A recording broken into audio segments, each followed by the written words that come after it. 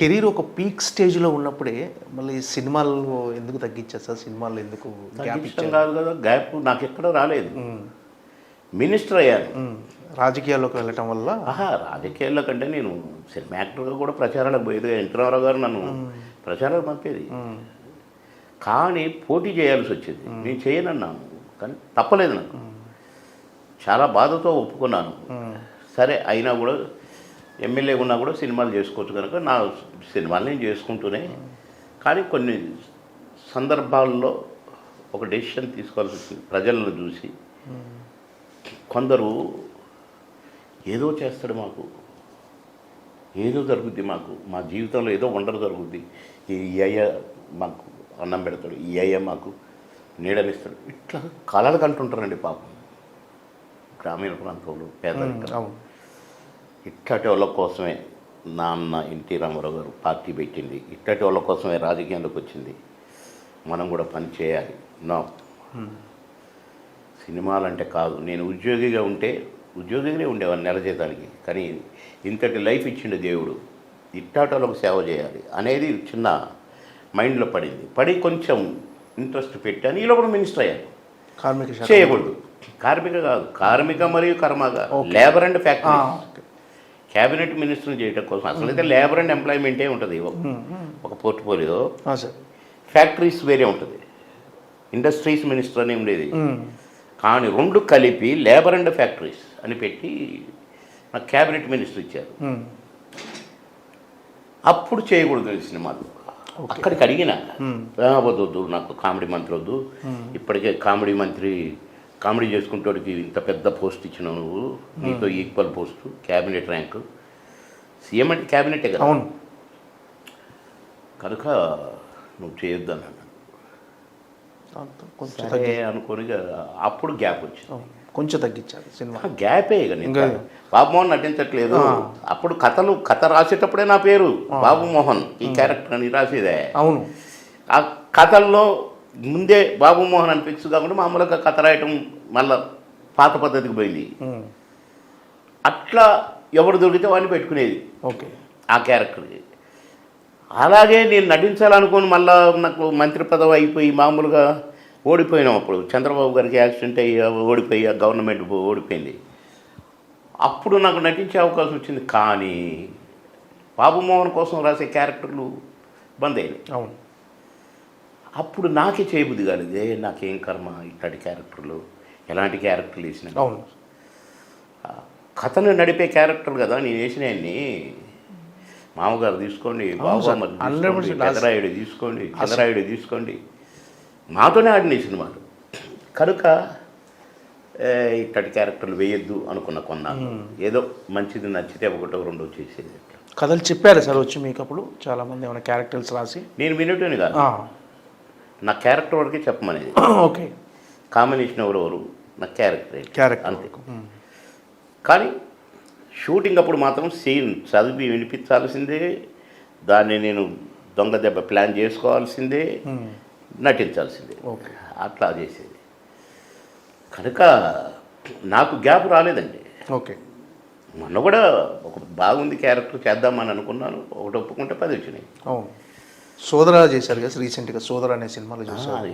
దీనికంటే ముందే అది కూడా హీరో ఫాదర్ క్యారెక్టర్. అవును, మంచి క్యారెక్టర్ అని చేసిన. అట్లా నేను ఆడపదాలు చేస్తూనే ఉన్నాను, కానీ ఇట్లా ఇన్ని సినిమాలు నచ్చినాయి అంటే మళ్ళీ కొత్త అన్ని ఫాదర్గా లేకపోతే పెద్ద మనిషిగా ఇలాంటి క్యారెక్టర్లు వస్తున్నాయి.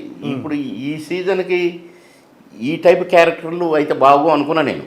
ఓకే, ఊరు పెద్ద మనిషిగా మళ్ళీ అప్పుడు నెక్కరేసి అనే ఇవి కావు.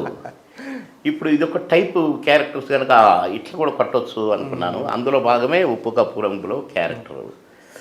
అందులో నాకు డైరెక్టర్ గారు అని కథని బాగా తయారు చేసుకున్నాడు. ప్రొడ్యూసర్ గారు కూడా మంచి టేస్ట్ ఉన్న ప్రొడ్యూసర్ గారు మేడం. నాకు ఎందుకో నాకు నచ్చింది. చిన్నప్పటి నుంచి మనం విన్నదే ఉప్పు కప్పు రంగు, నొక్క పోలిక నుండు, చూడ రుచుల జాడ. ఇందులోనే ఉంది కథ అంతా. ఓకే, అరే భలే గమ్మతగా పెట్టారే పేరు. నిజమే, ఉప్పు కప్పురం ఒకటే తిరుగుంటాయి, కానీ టేస్ట్ వేరు. మనుషులందరం కూడా మనుషులమే. ఒక్కొక్కరు ఒక్కొక్క రకంగా ఉంటారు. 2 చేతులు, 2 కాళ్ళు, 2 కళ్ళు, ఒక్కటే ముక్కు, ఒకటే నోరు, ఒకటే నాలుక, ఇట్లా కొన్ని మనిషే. కానీ ఒక్కొక్క క్యారెక్టర్, ఒక్కొక్క మనస్తత్వం రకరకాలుగా ఉంటాయి. ఒక ఊరు ఉంటే ఆ ఊరిలో కూడా రకరకాల మనస్తత్వాలు, రకరకాల అవసరాలు, రకరకాల కోరికలు, ఇట్లా వీటన్నిటిని కలిపి ఉగాది పచ్చడిని చేసినట్టుగా ఈ సినిమాని చేశారు ఉప్పు కప్పు రంబు. ఓకే. కనుక మంచి మెసేజ్, మంచి కామెడీ,